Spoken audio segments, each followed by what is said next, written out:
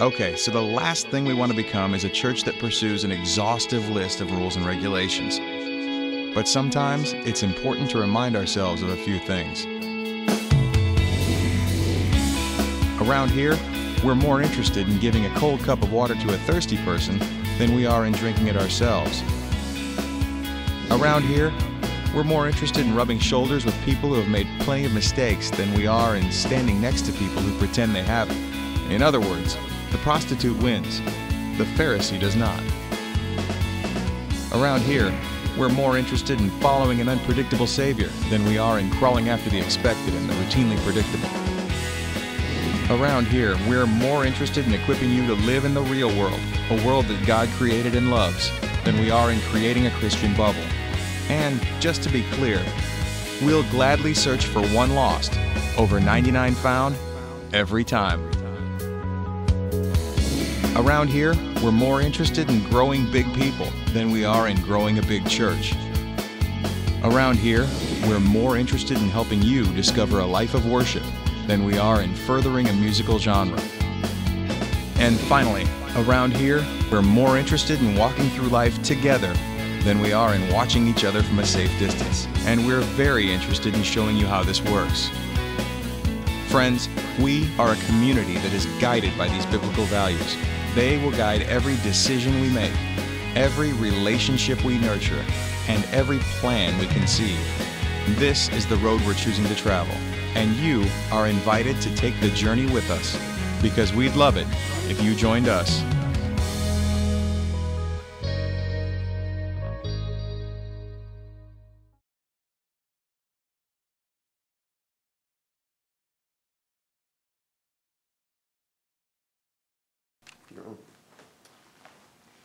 Today we're going to talk about the subject of being fearless.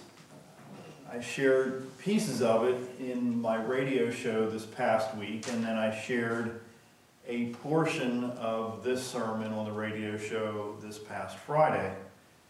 But since it's only a half an hour show, I didn't really get into all of it. So today I want to share with you the subject of being fearless. Now, I've seen in my life, and probably it happens in your life too, how being fearful stands in the way of a lot of people going for it in life.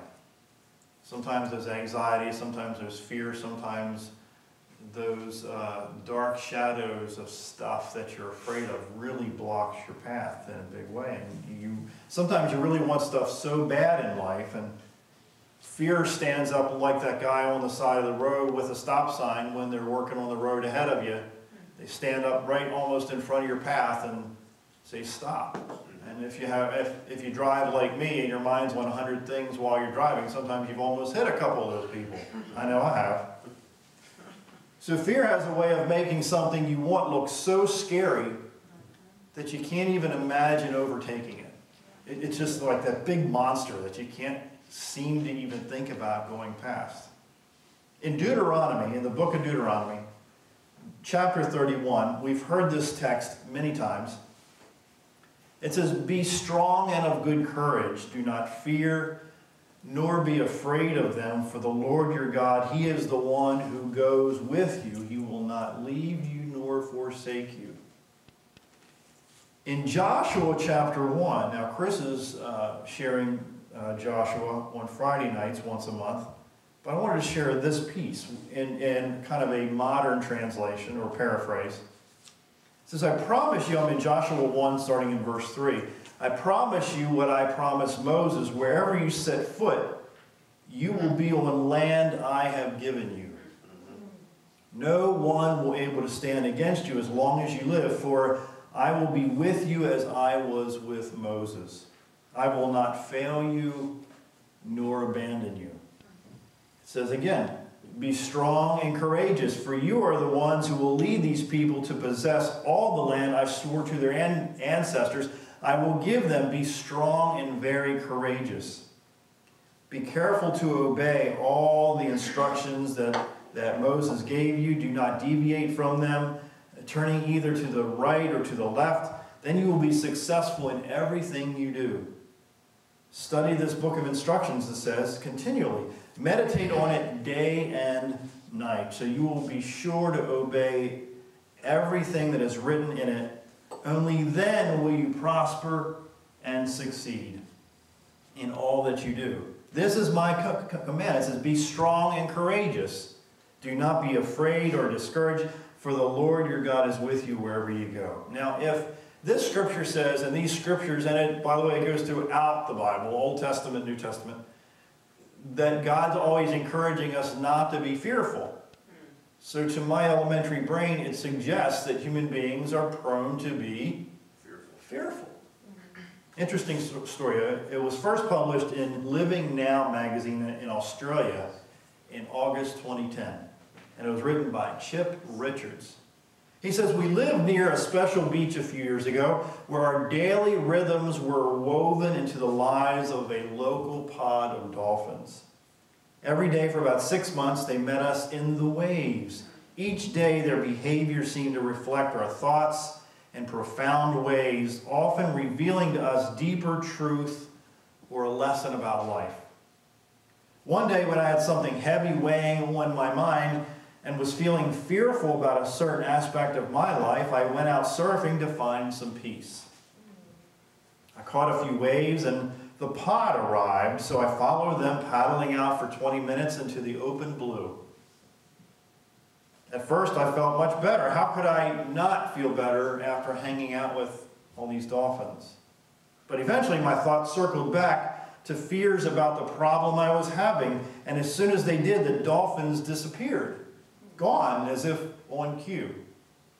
Glancing back on a thin strip of land in the distance, I realized for the first time how far out to sea my so-called friends had brought me. Way out to sea. Then suddenly I noticed something else. A large dark shadow hovering underneath my surfboard. I held my breath.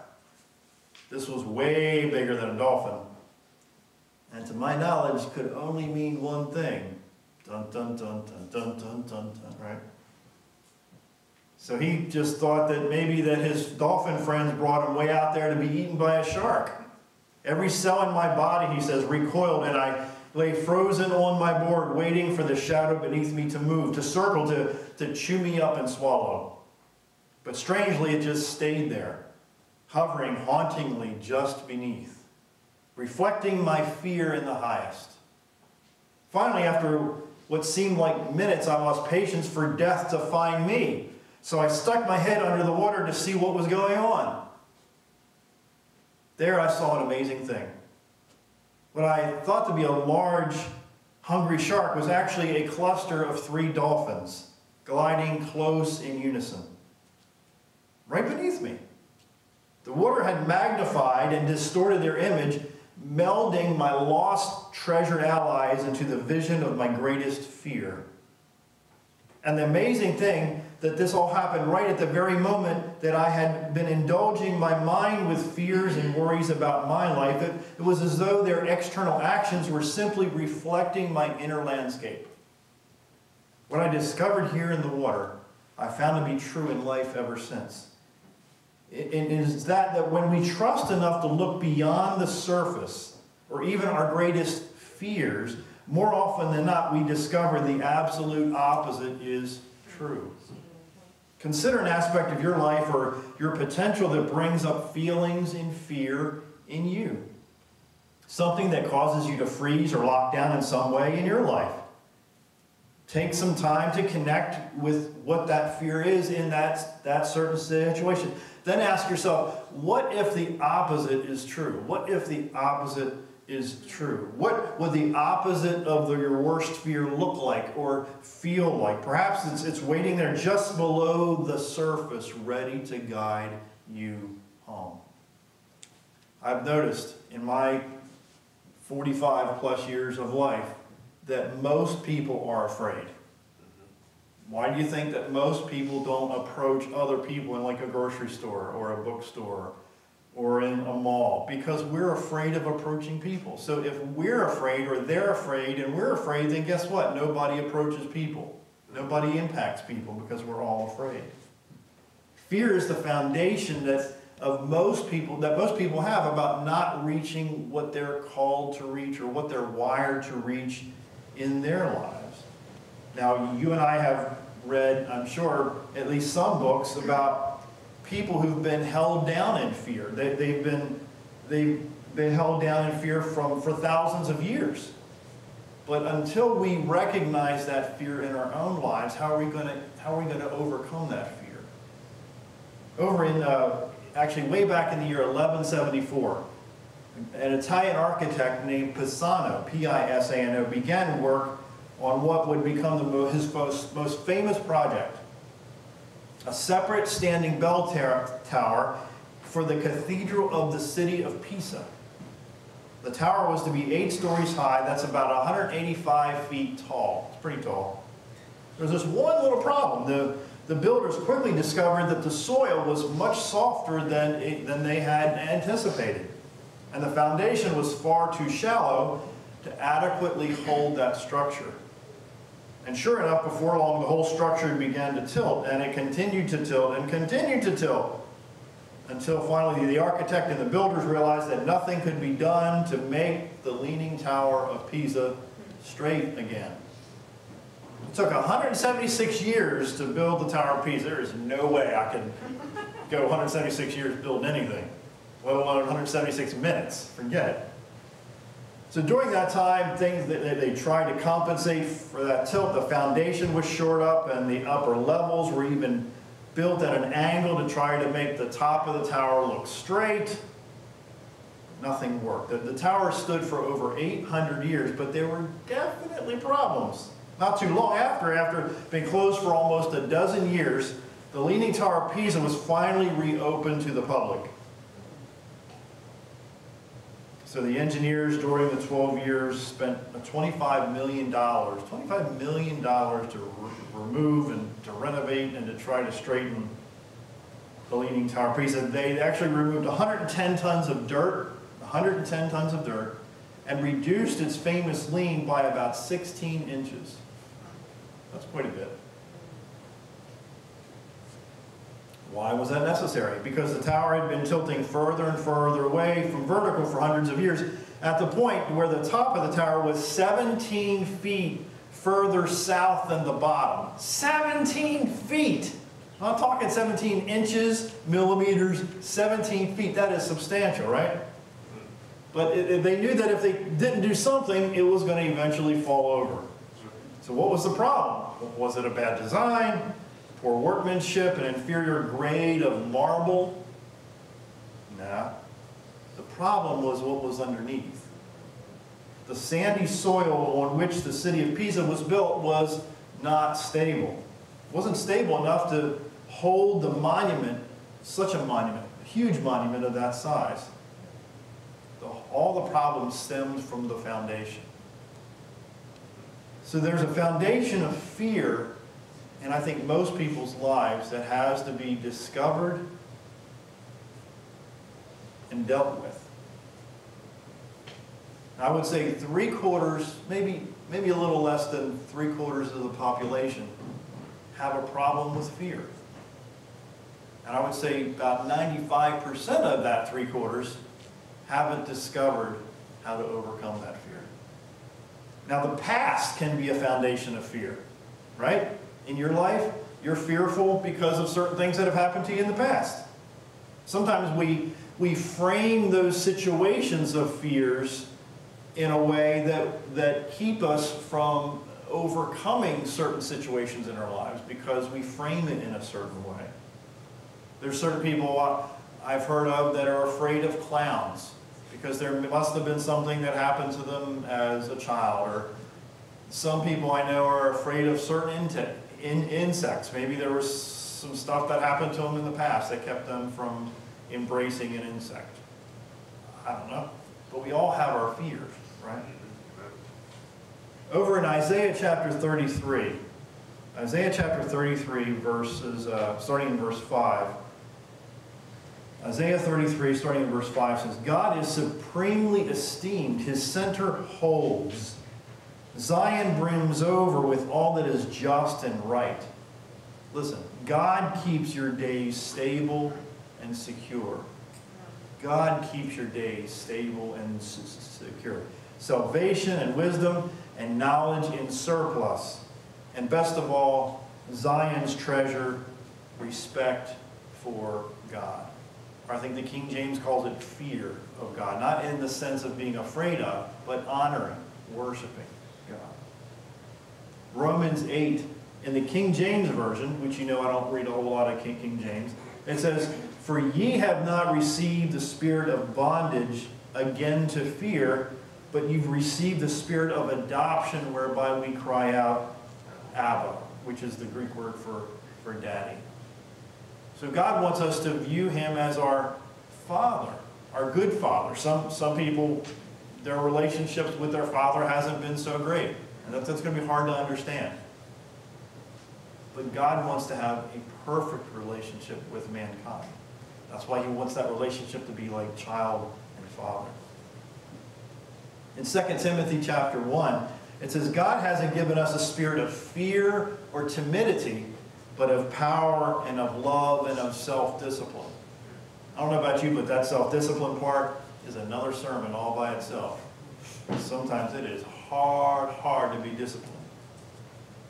There's a quote, or actually a phrase, that has been attributed to Nelson Mandela, which is actually an urban legend. Because more and more, thanks to Nicholas Hawkins, he reminded me some months ago to double check and triple check my sources, because sometimes the stories and the quotes are just legend. So Mary Ann Williamson wrote this: our deepest fear is that we are not, rather, our deepest fear is not that we are inadequate. Our deepest fear is that we are powerful beyond measure. It is our light, not our darkness, that most frightens us. We ask ourselves, who am I to be brilliant or gorgeous or talented or fabulous? Actually, who are you not to be? You are a child of God. Your playing small doesn't serve the world. There's nothing enlightened about shrinking so that other people won't feel insecure around you. We are all meant to shine, as children do. We are born to make manifest the glory of God that is within us. It's not just in some of us, it's in everyone. So as we let down our own shine, or as we let our own light shine, I should say, we unconsciously give other people permission to do the same.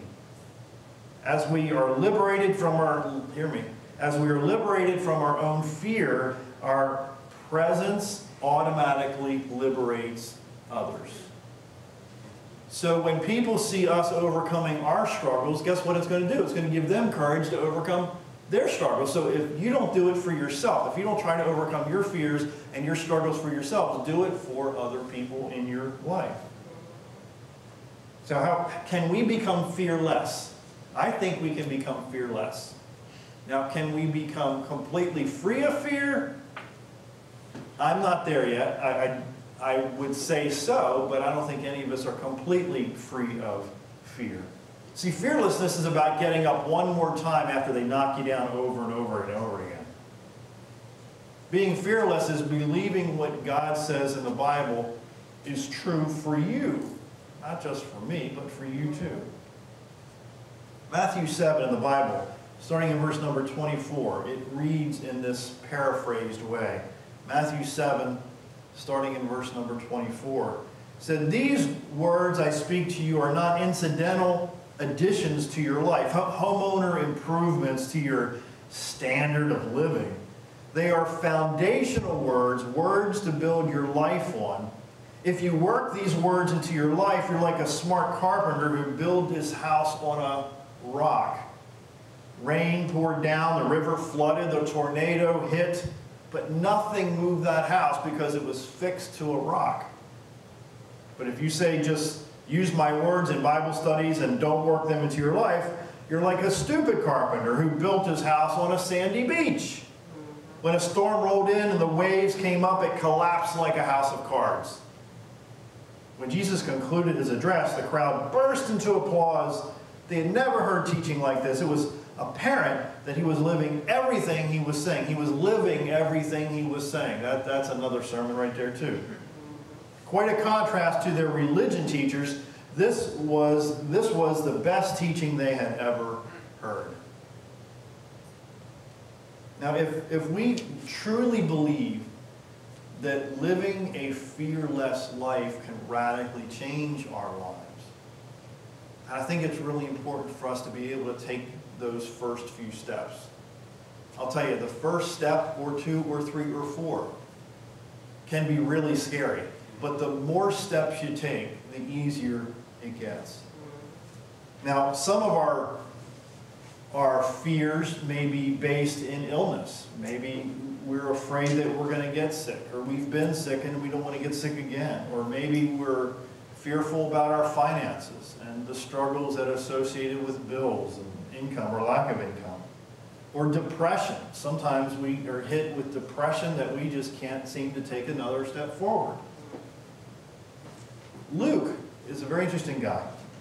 He kind of echoes what Matthew shared. So Luke chapter 6, I'm going to share this. Luke chapter 6, starting in verse 46. It's almost like the same thing, but just a little tiny uniqueness. Why do you call me Lord, Lord, it says, and do not do what I say? As for everyone who comes to me and hears my words and puts them into practice, they're like a man building a house who dug down deep and laid the foundation on a rock. When a flood came, the torrent struck that house and could not shake it because it was well built. But the one who hears my words and does not put them into practice is like a man who built a house on the ground without a foundation. The moment the torrent struck the house, it collapsed, and its destruction was complete. I would dare say that taking shortcuts isn't always the best way. When we were having our house built, I didn't know too much about building a house, but we were up there quite often, several times a week, to watch what was going on. I guess they thought we knew what we were doing. We didn't have a clue, but they really built our house extremely solidly. And then I know other people who have had houses built that are not built at all very well. In fact, I know one particular house, in fact, quite a few houses, that the only thing that's on the outside of their house is vinyl siding, then styrofoam, then sheetrock. No outside sheathing at all. So all you need is a penknife to get into the house. I don't understand that. So without a proper foundation, your foundation and my foundation is going to crack. Without, in my opinion, a foundation of what's in Scripture that will keep you going when everybody else has quit and given up. That's what's going to keep you solid. There's a show I like on TV called Homes on Homes. Homes on Homes is a show on cable, on HGTV, that has this guy going into homes, H-O-M-E-S, that fixes the repairs and renovations of home improvement people that took shortcuts. And it's fascinating how you can see the obviousness while you're not a carpenter, while you're not a plumber, that some people just try to hide stuff to get it done. I know some young people who try to do stuff just to get it done instead of doing it right. How many times haven't you tried to do stuff just to get it done instead of doing it right, and then you have to go back and do it again? Now, I can remember the first time when I flew on a plane. My brother and I had to fly back from Arizona for school because my parents were still out there and there wasn't going to be enough time to drive back. So we had to fly back from Arizona by ourselves. It was pretty scary as a young teenager. And as you still know, I'm still anxious about heights. Notice I didn't say fearful of heights. I'm anxious about heights now. I've elevated. I'm anxious, not so fearful. But it was scary. The first time I got on that plane, I thought, oh man, it started to shake and we're going up and then you could feel the pressure in your ears. I thought I was going to die. But about 15 minutes into the flight, I was like, check this out. This is awesome. And so ever since I've been like, when can I fly again? Because it's so cool, right? Remember the acrostic of fear, F-E-A-R, false evidence appearing real, F, false evidence, E-A, appearing R, real. If you stop and think about that in your own life, false evidence appearing real really is what fear is all about. You know, those shadows you saw in your room when you were a little kid, scared to death of the shadows. They're just shadows, nothing to it. F.B. Meyer wrote one time, "The facts of which we are told in the Bible are like stepping stones across a brook. Before you reach the shallows where they lie, you wonder how you'll get over, but when stepping down to the margin of the water, they span the space from bank to bank. When you have reached one, you can reach another, and so you go across. It is absurd to consult feeling or look for faith while still at a distance from the brookside. Or if you persist in going above or below the primitive bridge of stones, you must come down to them, consider them, see how strongly fixed they are in the cozy bed. Notice how easily the other people pass over and over. Then you'll feel a little bit more comfortable to trust them. It is a fact that in Jesus, every obstacle has been removed out of the way of your immediate forgiveness and acceptance." So the whole point is that sometimes God takes us down to a level that we have to either put up or shut up. And sometimes, for some of us, that can be a little intimidating. See, because our feelings change all the time. There are some days, but sometimes I'm feeling up, and some days I'm feeling down. And then, you know, maybe this is self-therapeutic, but then I get on the radio show and fire people up and get them all pumped up. And by the end of the half-hour show, man, I'm feeling pretty doggone good. Although when at the beginning of the show, it's like, I really don't want to do this today. I feel like just going home and go to bed, you know what I'm saying?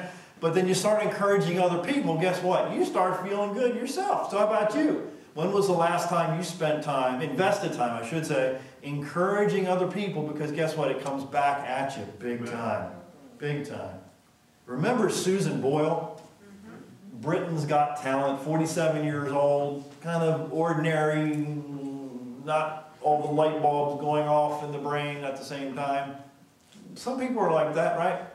And the judges looked at her and said, and were thinking, I don't know, man, she looks like an old school teacher or something that's been around kids for too many years. You know, it really got into her. And then she opened her mouth and sang, what was that song she sang? I dream a dream, I dreamed a dream, right? And blew the socks off not only the judges but the whole audience, because I can almost guarantee you there was at least some point before she got to that stage that she was panic-stricken, that she was afraid. But she got out there in front of everybody and blew them all away. I was watching America's Got Talent last week, and I don't watch it too often, but there was a 78-year-old guy who, he says he invented rap. So he had a little Casio piano, right, Tammy? He had this Casio piano, and he's got this rhythm going. And what was that quote he came up with? I should have. Oh, you get, what you gonna do? What you gonna do? And so the whole audience is singing, what you gonna do? The judges are standing up, what you gonna do? It was just hilarious. He was 78 years old, and guess what? They didn't buzz him. He kept going. He's going to Nevada. He's going to Las Vegas. Why? Because what you gonna do? What you gonna do? I mean, I was like, I would have buzzed you off in 30 seconds, right? But what you gonna do got him forward. The whole point is that he had the courage to get up there when everybody else was half his age or younger. But he got out there and did it anyway. What you going to do, right? It's just awesome. It's just pretty cool. So the actor, another example, the actress Whoopi Goldberg, we've heard of her. She was so afraid of airplanes for 13 years that she didn't travel too much until she was offered a job on The View, so she had to overcome it. So now she's beyond that fear. Why? Because she did it. She forced herself. That's why I did it on my show. I gave myself a deadline. Hint, hint. If you want to push yourself beyond that fear, give yourself a deadline and then make it public. Yeah. Give yourself a deadline to overcome a certain thing in your life and then tell as many people as you can about it. Then that either makes you, like I said before, put up or shut up. That's right. To either do what you say you're going to do or be viewed as a liar. Which is it? Are you a liar? Are you going to do, now, I tell you, when I first did my show, it was unbelievably hard. It was horrible. Now it's getting much easier. Now, I know how many pages of notes I need to do. I know my tone, the whole bit, timing and all that is getting really, really good. Why? Because I forced myself. Sometimes for some of us, we have to take ourselves by the back of the neck and push ourselves to overcome that fear. So it won't be a fear anymore. Mark Twain once said, "Courage is resistance to fear, mastery of fear, not absence of fear." Again, Mark Twain says, "Courage is resistance to fear, mastery of fear, not absence of fear." Rhonda Britton says, "Fear has a job to do." Listen to this. Fear wants to keep you safe. Wisdom has a job to do. It wants to make you expand. The voice of fear will always make you feel bad about yourself. Fear has tons of evidence to show you why you shouldn't do it, whatever that it is. Let me clarify that again. Fear has a job to do. It wants to keep you safe. I dare say that our little, as Seth Godin calls it, our lizard brains, wants to keep us into that flight mode, that fight or flight mode. They want to keep us in the flight mode, so we're going to run from opportunities instead of facing opportunities and fighting for the opportunities. Now, I guarantee you that if you stare fear down in the face oftentimes or often enough, guess what? It's going to back down.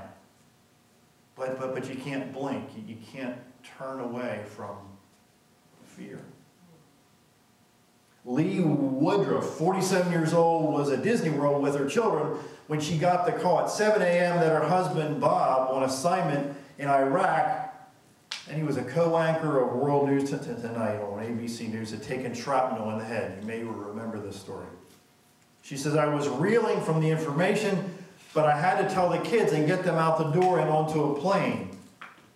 From that morning, nearly 2 years ago at the time this story was written, through his coma and many surgeries, she had to be strong.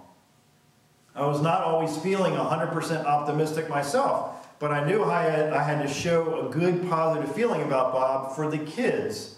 I kept the image of us as a family in my mind when I would start to falter. So to me, that suggests that a large part of us overcoming the anxiety and the fear of what could happen is to keep a framed image of what we expect in front of us all the time. That's why in my office I have little plaques and things on my desk that remind me to not give up, because I feel like giving up all the time. All the time. I feel like I'm banging my head too hard against the wall for too many years, and this is not happening and that's not happening. But look at what is happening. Look what has been accomplished. See, fear tries to keep you looking at the negative instead of the positive in your life. Making sense to anybody today. Max Lucado says, "There's a stampede of fear out there. Let's not get caught up in it. Let's be among those who stay calm. Let's recognize danger, but not to be overwhelmed. Acknowledge threats, definitely acknowledge threats, but refuse to be defined by them. Don't attempt to control the uncontrollable." That's one of my biggest difficulties. Don't attempt to control the uncontrollable. Instead, focus on what you can control: your thoughts, your values, your words, your choices. There's many times when I'm on the road and I'm in a hurry, like this morning. I had 3 Pennsylvania drivers in front of me. And Pennsylvania drivers, forgive me if you live in Pennsylvania, but sometimes some people don't have any place to go. They're just out on the road, and when they get there, they get there. Well, when I'm on the road, I have a place to go. And I'm rarely late, but I don't like the drive time. I just want to get there. So if I could blink my eyes like Jeannie did on the old TV show, or call Scotty, who's now in space, say, "Hey, Scotty, beam me up," that would be cool. The whole point is sometimes I get frustrated over stuff that I can't control. I can't I would like to, because I've thought about it so many times, just ram the people in front of me just to get them to move faster. Honest to God, I've wanted to do it over and over and over again. Like, come on! But it doesn't seem to. Then I have damage to the front of the car, then my insurance rates go up, and Tammy's screaming, so we don't want to do that. I want to share a pretty long story as we wrap up. It's a pretty long story. Leroy Watson Jr. tells a story.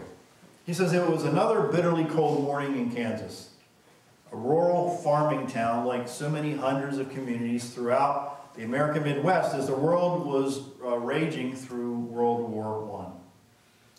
The people in those small towns were not strangers to hard, often back-breaking work, and from early childhood they learned to value, even to love hard work. Chores were doled out nearly as soon as kids could walk. Such was the life of the Cunninghams. Father Clint was a water well driller who moved his family around a lot in the struggle to keep them fed. On August 4th, 1909, while residing in Kansas, Clint's wife bore him a son who they named Glenn. By the time he was 6, little Glenn was already working. He and his 9-year-old brother Floyd were assigned the duties of walking almost 2 miles to the schoolhouse. Then they had to come back to start the fire in the stove. That way the room would be warm by the time the teacher and the other students arrived. One cold morning in February 1916, Floyd and Glenn arrived at the schoolhouse and unlocked the door and were slapped in the face by the bitter cold waiting for them in the still structure. The two boys loaded the large potbelly stove full of firewood and took the kerosene can and soaked the logs thoroughly, as they always did. The kerosene accelerated the process of ignition while also soaking into the logs long enough to allow the flames to begin consuming the wood. This morning, though, something was going to go very terribly wrong. After allowing the logs to soak in the fluid for a bit, Floyd struck a match and dropped it into the potbelly stove. Almost instantly, the fire took on a life of its own. With a percussive whoop, fire exploded everywhere, engulfing Floyd in a horrific sheet of flame. Someone had mistakenly filled the kerosene container with gasoline. Both of the boys were knocked to the ground by the mini explosion, writhing in unspeakable pain.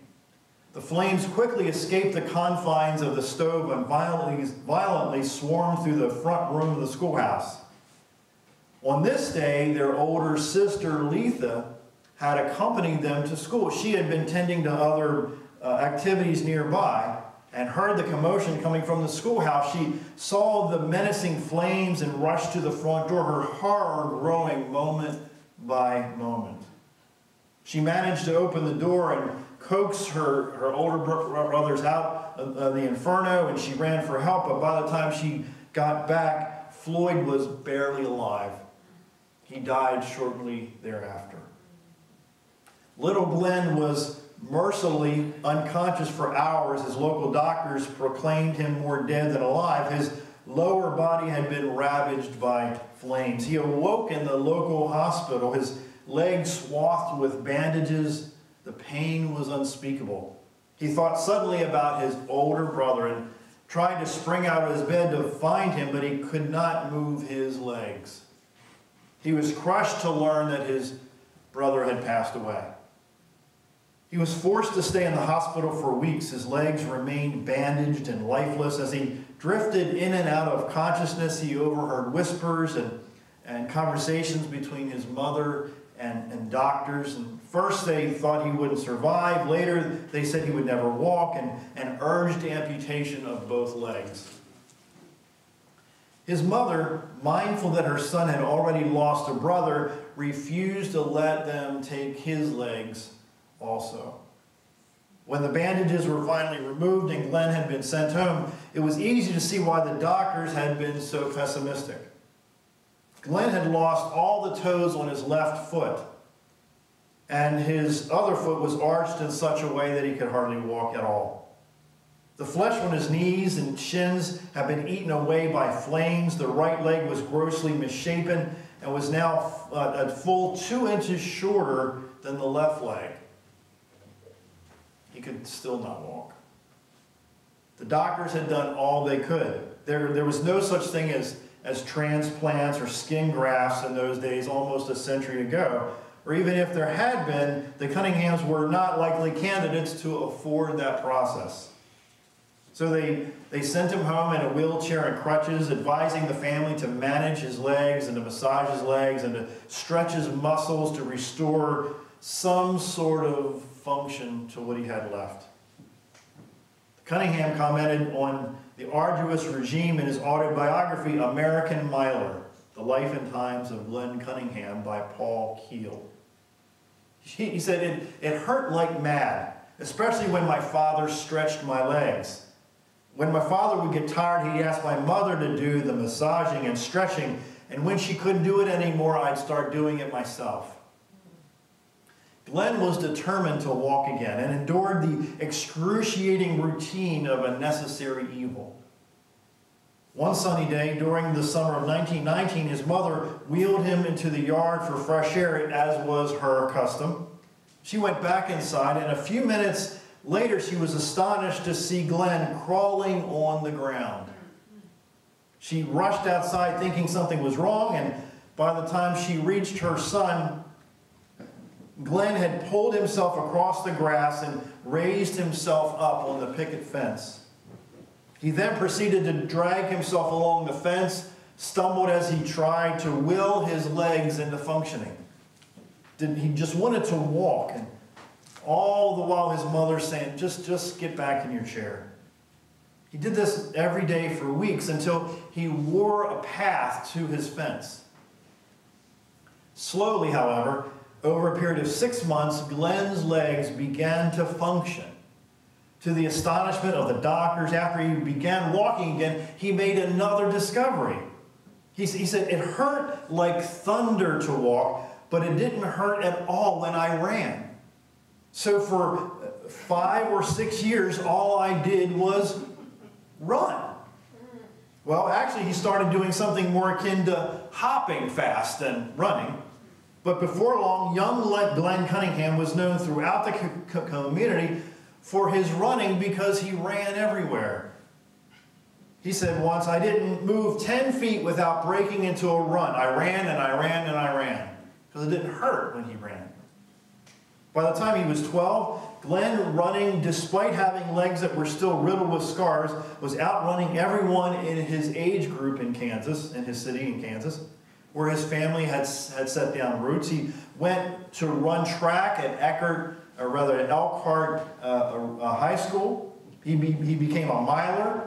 In his last schoolboy race, he set a national record running the mile with a time of 4 minutes, 24.7 seconds, with injuries to his legs. It is reputed that Cunningham ran a sub-4-minute mile in Kansas, but such outrageous rumors were unsubstantiated. And we heard through history that there was somebody, Roger Bannister, who broke that. That's right. Cunningham took his incomparable determination and will to the University of Kansas in 1930, running for legendary track coach Brutus Hamilton, who himself had been a famed decathlete, winning a silver in discipline in the 1920 Antwerp Games. He sat out his freshman campaign, and in the 1931-32, he was part of collegiate international competitions, whatever that means. At the Big Six meet the year in Lincoln, Nebraska, he set new conference records for a half mile, 1.53 minutes. And the mile at 4.14 minutes. The following week at the National Collegiate Meet in Chicago, he smashed the NCAA for the mile, zipping to a time of 4 minutes, 11 seconds. This is a guy with injuries, burned. No man had ever run a mile faster at an outdoor meet in the United States. Glenn Cunningham had arrived on the national scene, and it was almost a decade before he would relinquish his place as the top middle distance runner in the country, because he chose not to quit. In 1932, they saw Cunningham at the NCAA 1500-meter championship and earn a berth of the U.S. Olympic team. He placed fourth in the 1500 race in Los Angeles, missing out on the podium by just a few meters. In 1933, Cunningham graduated from Kansas with the highest academic marks in his class. That year, he won the AAU 800 race in a time of 1 minute 51 seconds, the AAU 1500-meter race with 3 minutes, and it goes on to share the rest of his stats. In 1933, they called him the Kansas Iron Man. Cunningham unveiled a brand new strategy, running the second half of the mile faster than the first half. June 16, 1934, at the first Princeton Invitational Games, the favored broth run, Cunningham and another man ran an epic 1 mile encounter at Madison Square Gardens with over 25,000 people watching and thousands of others that were turned away. Cunningham blitzed the competition by running lap times, and it states the lap times. In other words, he beat them all hands down. Later that year, he got his revenge and he kicked some more you-know-whats in races. I'm paraphrasing, of course. Cunningham, he ended his career with 2 NCAA titles, 8 AAU championships, and a satchel of world records. He won 21 of 31 indoor races here in Madison Square Garden. The whole point is that he could have died in a fire some years earlier. He said, if you stay in the running, if you have endurance, you're bound to win over those who haven't.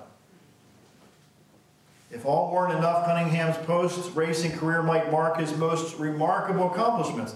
Despite living his adult life through the worst economic depression in American history, Cunningham shrewdly invested his earnings as a prize winner, and he bought all these ranches, brought 2 or 3 races. One of them was known as the Cunningham Chase County Ranch. In other words, long story short, is he built homes for homeless children. He also earned a doctorate in physical education. He married in the 40s, and longer story short, he made a difference in people's lives. Over in Isaiah chapter 40, it says, but those who wait on the Lord shall renew their strength. It says they'll mount up with wings like eagles. They'll run and not be weary. They'll walk and they won't get faint. So indeed, Glenn Cunningham mounted up wings like eagles, had legs like a cheetah, and he ran without getting weary. He was not as effortless or graceful or smooth as the others, but he was just more determined. And if you want to overcome fear or be fearless in your own life, you have to be more determined than the other people. Because I believe society and I believe God rewards those that are more determined than the others. Sometimes you just have to do it. Sometimes you just have to face your fears, face your anxieties, and know, because it's going to happen, you're going to fall on your face over and over and over again. And unless you're willing to fall on your face over and over and over again, then you're going to live a life of mediocrity. As one man called it, being average and ordinary. Who wants to be average and ordinary? So stare fear in the face. Stare it right in the face and say, you know what, I'm coming through anyway. Because that's what really Scripture is all about. Scripture says, let the weak say, I am strong. Sometimes you have to convince yourself to face fear, decide to be fearless, even though right now you're not. You can do it.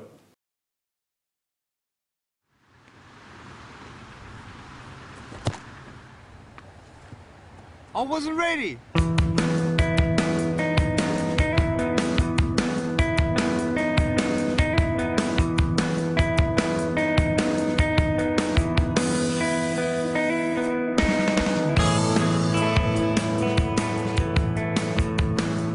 I have no arms and no legs, but I'm very thankful that I have my little chicken drumstick here.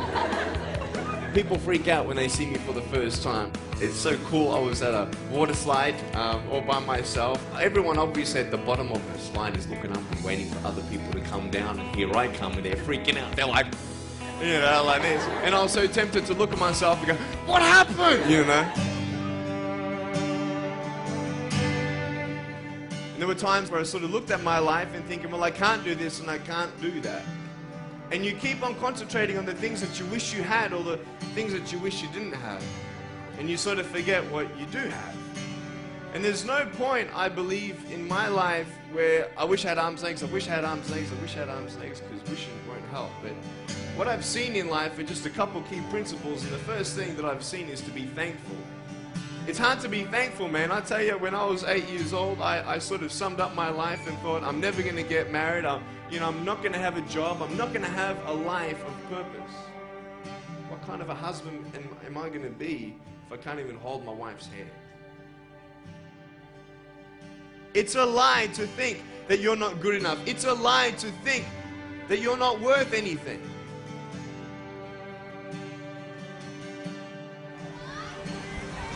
Oh boy. Woo! It's freezing, I can't feel my hands. I love life. You know, so many people come and say, how come you smile so much? And I'm like, well, it's a long story. But it's very simple at the same time. You see, it's very hard to smile sometimes in life. There are things that happen that you don't know and you don't understand, and you don't know if you're going to get through it. You know, you go through your storms in life and you don't know how long this storm's going to be. And today I want to share with you some principles that I've learned in my life that you can use in yours.